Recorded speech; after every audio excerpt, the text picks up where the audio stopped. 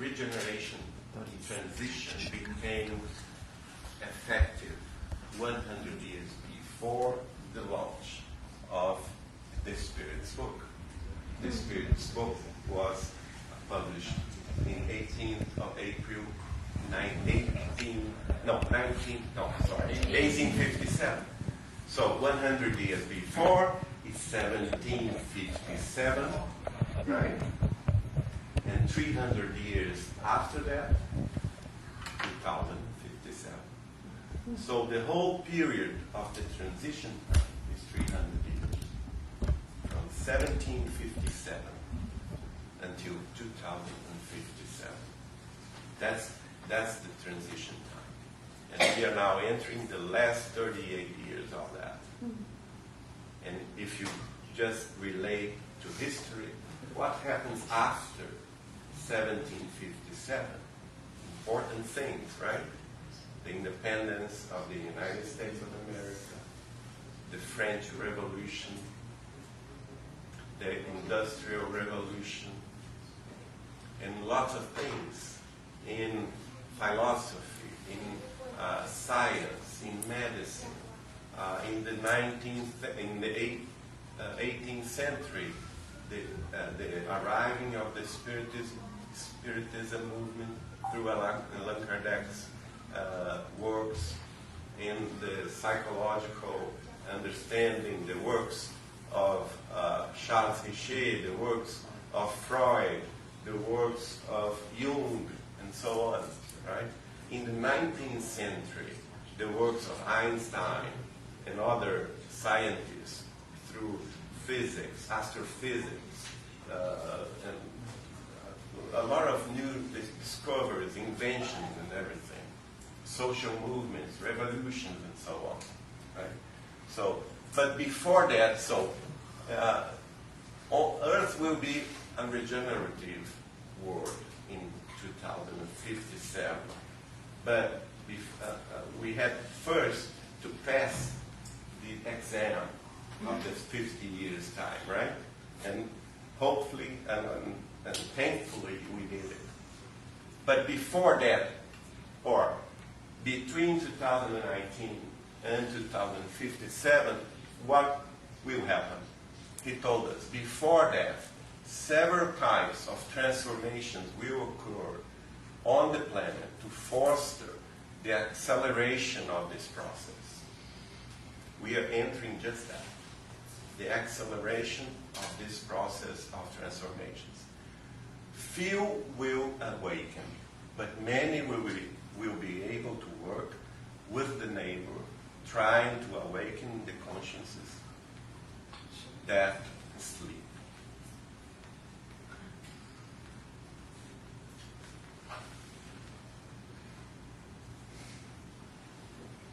Emmanuel tells us that in one way or another, we all, spirit is bound to earth, will keep in our intimate the notion of the end of the time.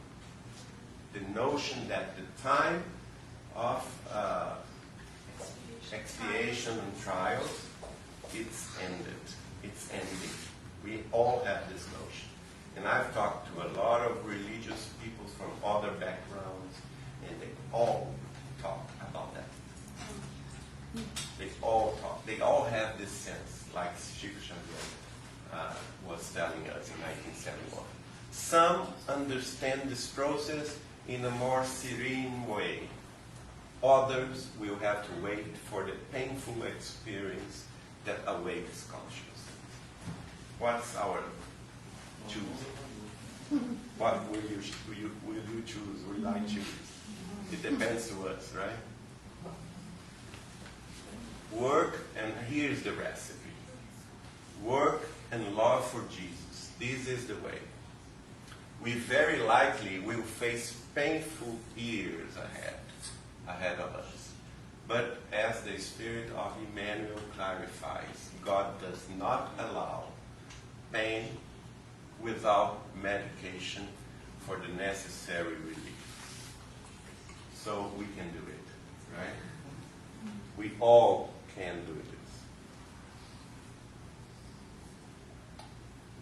we are the ones that go and spread the seed, you know. That's our goal. And the growth of the plant, the blossom, and the fructification is up to God. It's not up to us. Our task is just to spread the seed. In 31st of March 1938, Emmanuel wrote through Chico Xavier. And he was, we can see one message from Emmanuel in Allan Kardec's work in the Gospel according to Spiritism. He assigned there as Emmanuel, and Chico Xavier told everyone that it was the same spirit. So he was one of the spirit of the phalanx of the spirit of truth in the 19th century. And so that he wrote through Chico Xavier, the invisible plan associated to your votive effort also met in other plans, trying to design a new clarity about the shadows of the ominous time that we now live. Yes, the great Master's Jesus figure should be taken as a paradigm for the new workers. So, Jesus is our model. And in Brazil, 7 years before Chico Xavier began to work with the Spiritism, in 1920, in April of 1920, one of the mediums of the Brazilian Spiritist Federation received this message. It was the medium was Albino Teixeira, was a very known medium at that time in the 20s in the city of Rio de Janeiro. And what is interesting is that after his death, he would wrote 120 messages through Chico Xavier himself, the medium. And he, at that time, in April 1920, received the spirit of Ismael, which is the spirit, the guide spirit for Brazil. He was given the guide of Brazil by Jesus. And he wrote, the tree of the gospel sown in Palestine 2,000 years ago I have transplanted it to the land of the Holy Cross, where my gaze settles, nourishing in my spirit hope that soon will flourish, extending its branches everywhere and bearing nature fruits of love and forgiveness. It was also foreseen, right? Because 7 years later, in May of 1927, Chico Xavier would have his first Spiritist reunion in Pedro Leopoldo. And from that time on, from 75 years of work, he wrote all the books. Emmanuel also wrote through Chico Xavier in 1949, in January 12, this very nice text. The Gospel's task continues. The exchange of names doesn't matter. We believe in the divine kingdom and the Christian order. Since we recognize the governance and supervision of the Christ, it doesn't matter who teaches or who implements the program. It matters above all its execution. The flag of the cross continues, and around us there are people who are hungry for the Savior.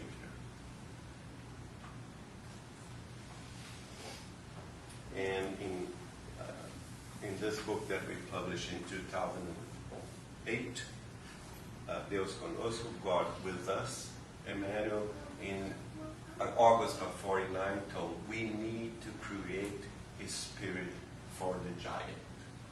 And he would say that the giant, the sleeping giant, was Brazil. But in one day, it would awaken and spread all those works that the spirits were doing through Chico Xavier. So the task that Emmanuel and the highest spirits was able to do at that time, from 1927 till 2002, was to create a spirit, to bring the spiritual word to earth. And then our giant Brazil would sometime awaken in this process. And that's interesting. That's another spirit. It was a British spirit, Robert Fulton. In the 1600th century, it was the first historian to wrote about Brazilian history. He passed through Brazil in the 16th century and wrote the first history of Brazil. He was from Great Britain. And in the book Falando a Terra, Talking to Earth, Chico Xavier received his spirit and he wrote, "We are here, optimistic and happy farmers, entrusted in the splendid future of a vigorous young nation that solidified hopes of millions of spirits working on human regeneration."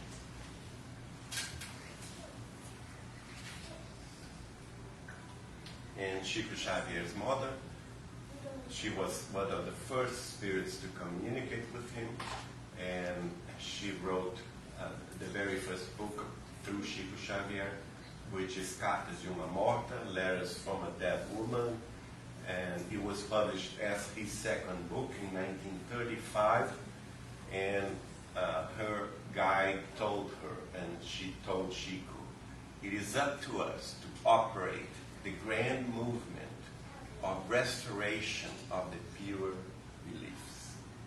That's the task, the restoration of pure beliefs. This is Humberto de Campos, is a spirit that when he was incarnated in Brazil, he was born in the state of Maranhão, but he lived most of his life in Rio de Janeiro as a literature figure. He was a member of the Brazilian Academy of Literature, and he was very much impressed. He was on the flesh when he saw and wrote and read the first book of Chico Xavier, the Parnassus of Beyond, the Parnassus de Além Túmulo, that was published in 1932, and he was very impressed about this book. He wrote 3 articles about that at the Global newspaper in Rio de Janeiro. But after that, he passed away. And not soon after his passing, he was back through Chico Xavier's writings. And he wrote a matter of 15 books altogether. One of the first books he wrote was the Chronicles from Beyond, and he told us, "There is merciful providence accompanying evolutionary outbreaks on the earth, of the earth. And at the time, the social concussions through fair nature, the graves fill with voices and consoling revelations, realizing prophecies. Fascism, dictatorships, to the proletariat, false democracies will have to disappear in the fight, so that figures, politics, inaugurate spiritualist new law. The new law, the drivers of all phenomena of the economy of the people. The man will understand the need for an imperative of peace, of solidarity with the spiritual progress of other worlds." So he is revealing that one time Earth will understand that here we have this task to be solidarity with the progress of other worlds that are higher words than ours. In the book 2,000 years ago, there's in the second part, chapter 6, a very nice saying that Jesus himself addressed the first, how do you say that?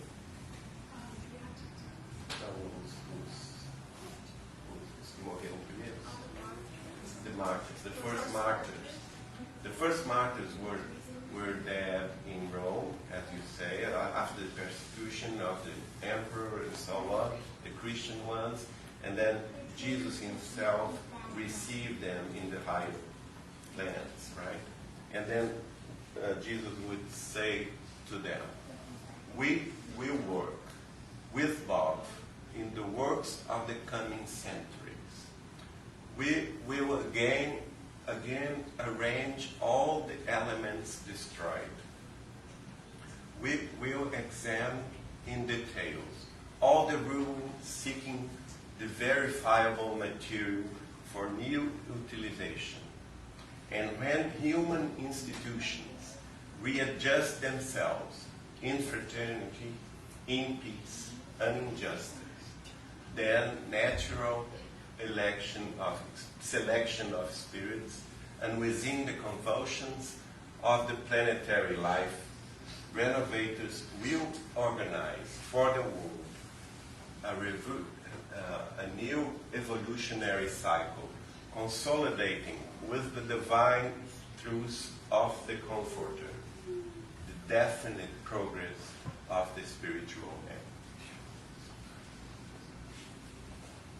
Jesus himself. In the book, The Way to Light, right?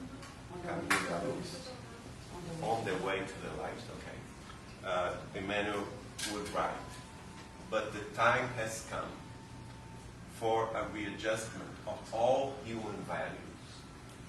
In the painful collective atonement preludium for the time of the last pains of the revelation, spirituality has to penetrate the achievements of the physical man, leading them to the good of all mankind.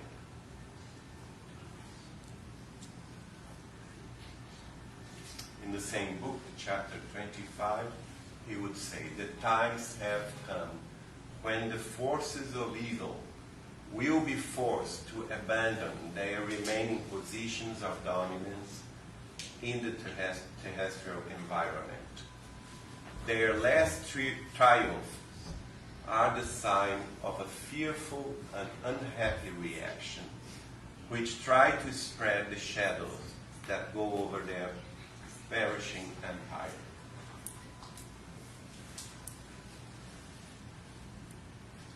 Dictators, economic hegemony, versatile and unconscious masses, unglory wars, secular organizations will pass with the vertigo of a nightmare. The victory of the force is the clarity of fireworks. All reality is the spirit, and all peace is the understanding of the kingdom of God and his righteousness. Yes, because after the dark, a new dawn will arise. Consoling lights will involve the entire orb, regenerated in the baptism of suffering.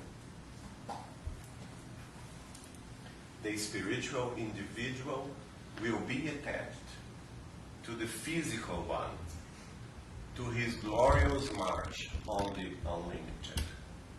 We are called to invest in the great labor, and our most sublime duty is to respond to the calls of the chosen one.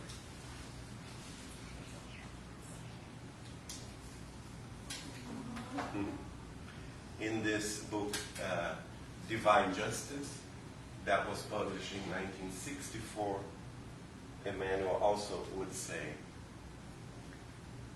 we wish to assure our positive faith in the future when humanity, superior to all of the contingencies, finally breathes free of the octopus of war that suck our energies. Opening the roads to the spirit for this era of light, we shall embrace our tasks, sweat for victory, whatever our field of action is. Workers of immortality, we will contemplate the inhabitants of the earth, emerging towards other places in the universe. That's our future.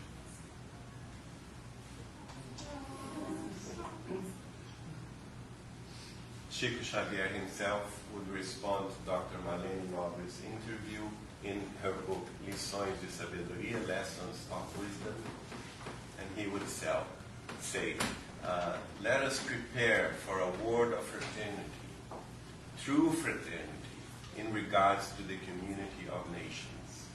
Let us prepare to embrace the children of other lands, seeking the desired peace that was so difficult to be found by them.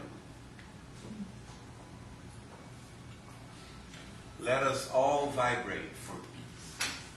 Let us pray that we are not caught in unpleasant surprises, conflicts, useless desperation, because we need unity and work, ever more intense. And Emmanuel would say in the book Luz no Caminho, Light in the Way, published in 1992 through Chico Xavier, we live torturous restoration period, within which our feelings are summoned automatically to perception and application of Christianity in all of our small acts of human experience. This obligation we are compelled to comply if we don't want to fail in collective tragedy.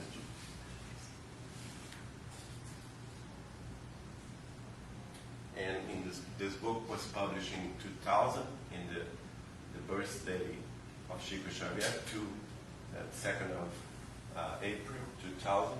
It was written in 1999, and there we can read, we must do everything. It was Chico Xavier saying, we must do everything to prevent war, which would, no doubt, be a delay in the progressive march of humanity. When a war of larger proportions happens, almost all is dismantled, and everything practically has to be restarted. If a war does not come in the next 20 years, so 1999 until 2019, the Earth will be honored with notable achievements in the field of science, and second, we believe also in the social sector. So we are now in a very happy moment, the beginning of this, new world. And the last one is that it's Emmanuel in an interview that he responded in Pedro Leopoldo, Brazil, and he said, soon humanity will be connected to the glory of the cosmic religion, of the religion of love and wisdom. In Spiritism today, it will edify humanity, adjusting the concepts of blessings that the great future holds for us. Thank you very much.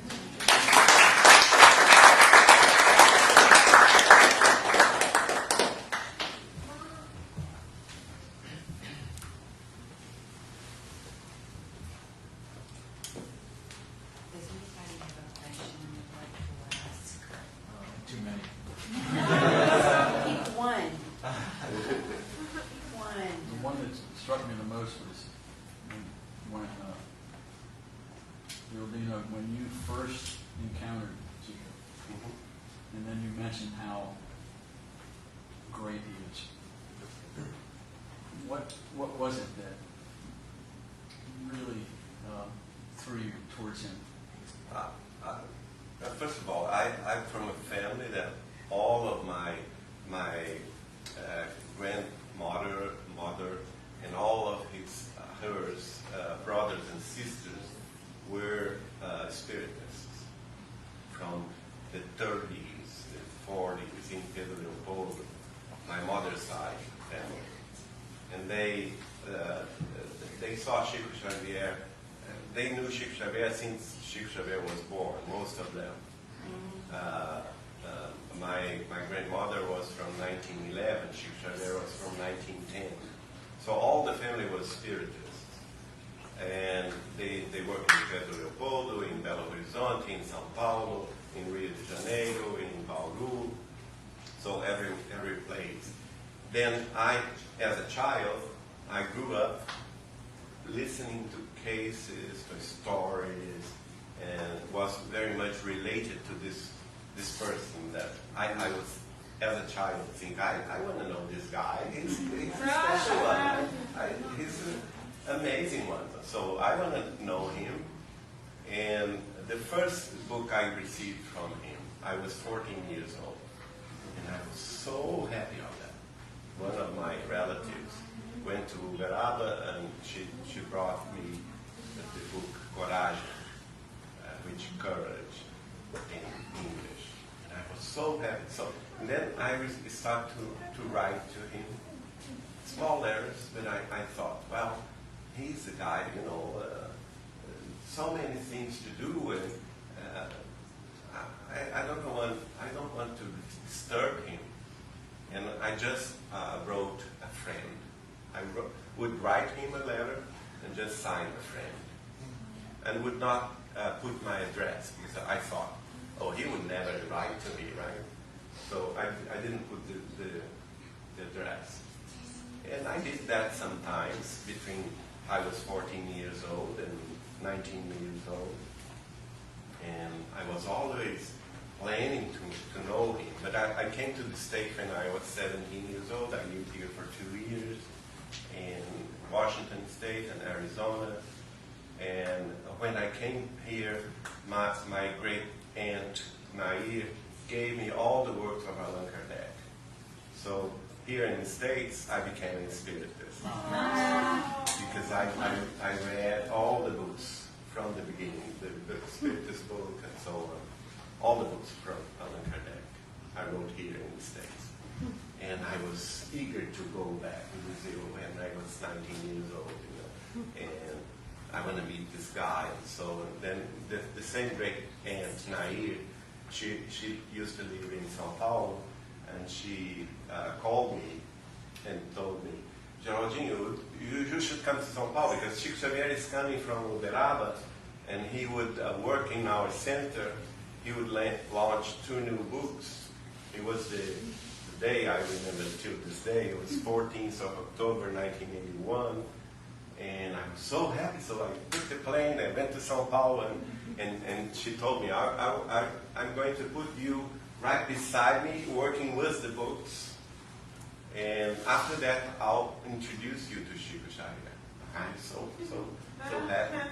And I was so amazed also, because it was my first spiritist reunion that I could attend, and my first time seeing Chico Xavier. And the meeting started at 8 p.m. in São Paulo, Centro Espírita União, Union Center Spirit, at Jabaquara region. And then it went on and on and on, because I never see so much people. I mean, more than 10,000 people, 15,000 people would pass by me. All of them would embrace Chico Xavier, and so happy to be there. And this man was 71 years old, and he got all the energy you could see. I was 19 years old, and I was hungry. I was, with thirst. I was, you know, when I wanted to sleep. And there was this man that he would never talk to anyone sitting. Never. He would just sit to write the autograph, just for that. But he would stand up and give the book eye to eye to the person. And he would embrace the person. And he would give a rose to each one of them. And, you know, a little word, because 10,000 people online. But he would take attention to each and every one. And I was, oh my God, what man is that? You know, like 4:30 in the town, right? The president of the center would come to my great aunt and tell her, now we're going to shut the doors because people never stop coming. And she would say to him, but did you ask Chico? Did you ask permission to Chico? No, I can't do this because if I say that to Chico, he would not allow us to shut the doors. And she laughed. She laughed because, oh, you see. Then, less than 5 minutes after that, I saw Chico standing, calling Mr. Galvez. Galvez, come here, please, come here. And I was listening, paying attention. And Galvez and Chico would say to Galvez, please, do open the doors. Do not shut the doors. Because I'm here to embrace everyone that comes here to talk to me until the last one. And so that the reunion went until 7:30 in the morning. So my first contact with Chico was an 11 hours and 30 minutes reunion. And Chico would embrace everyone.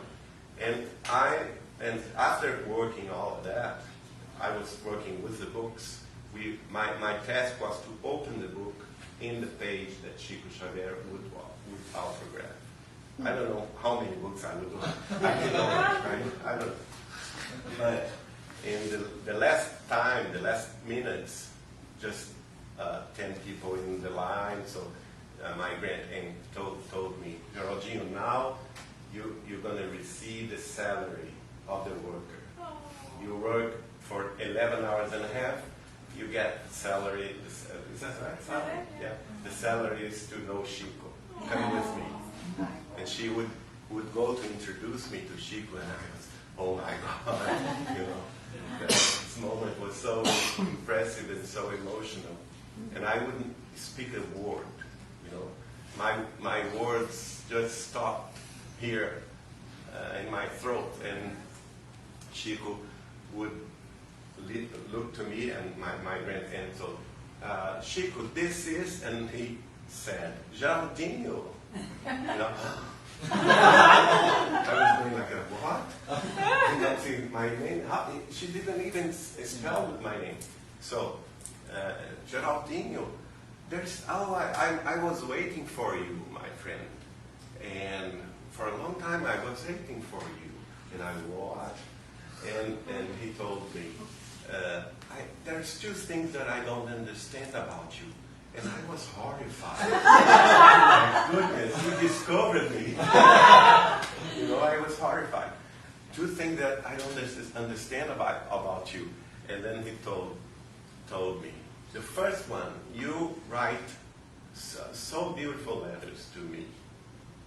And it did me so much good that I didn't understand why you never signed them.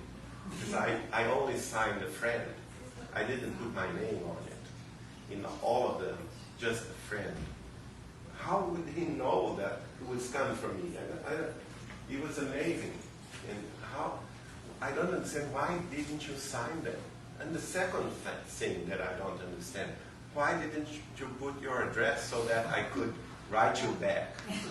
So I was shocked I just cried. I didn't say a word. And he took a brace of roses. Is that right? Bouquet of roses. That ladies beside him was, and he would ask them to do one thing. He would not give a rose with the thorn. He would ask the ladies to with the Without pardon? Without throne. Yeah, to take the turns off, right? And then he gave me a bouquet of roses and told me, I cannot give you one rose only because you are the grandson of my dear friend Carmen. My grandmother was already passed away at that time. And so that I will give you this bouquet. And please come to Geraldo to know our works there. You don't have to know that 15 days later I was there and it's shaking. So that was my first time with Chico. Wow. Wow. That's so beautiful. Yeah. Amazing. Impressive, huh? Yeah. Unbelievable. So, catching our breath. Wow. A lot of emotions. So beautiful. So now we're going to wrap with our prayer.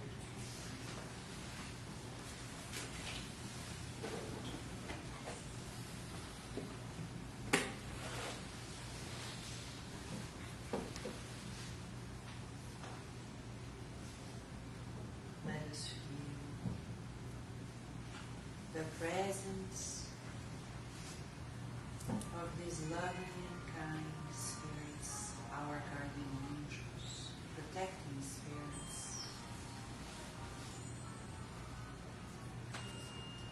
who devote their lives to help us, dear God. We have received much till now, and we want to commit ourselves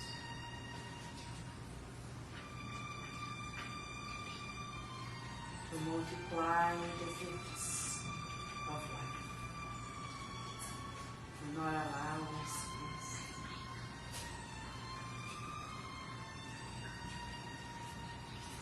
to withhold or hide the gifts that are granted by your merciful and loving heart.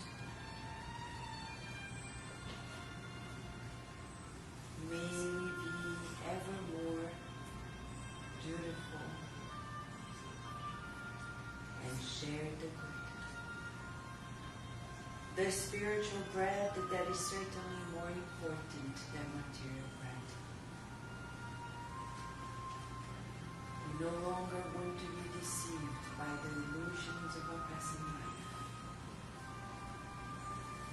So thank you for bringing Chico Xavier to our lives, to the world, reminding us of the soothing and loving compassion of your divine representative, our Lord Jesus. Oh Father, who art in heaven, the heaven of our hearts, blessed is your name. May really your kingdom of love come within the recesses of our hearts.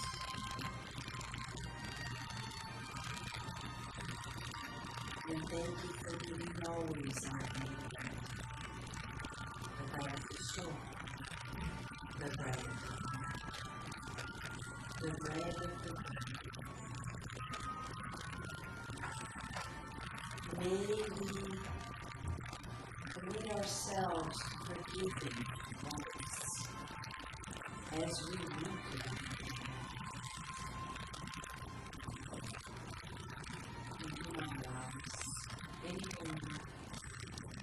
trespass the boundaries of your life for your entire yourself. For yours, usurping the power and the loving glory of the universe.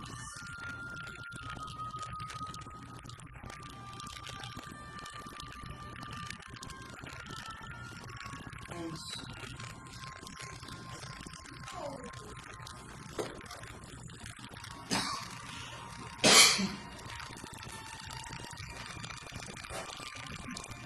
remember the water